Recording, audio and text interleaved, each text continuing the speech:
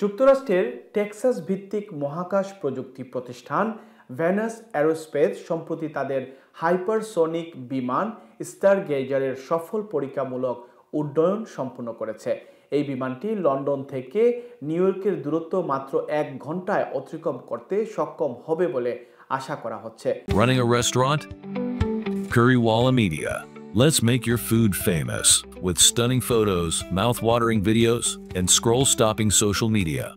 স্টারগেজার বিমানটি ঘন্টায় প্রায় 4600 মাইল অর্থাৎ প্রায় 7400 কিলোমিটার বেগে চলতে সক্ষম, যা শব্দের গতির 6 গুণ।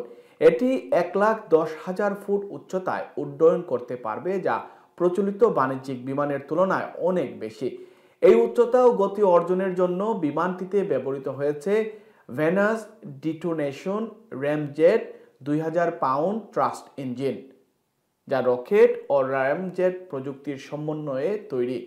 বিমানটির ইঞ্জিন উন্নয়নে নাসার সহায়তায় একটি নতুন নজল ডিজাইন করা হয়েছে।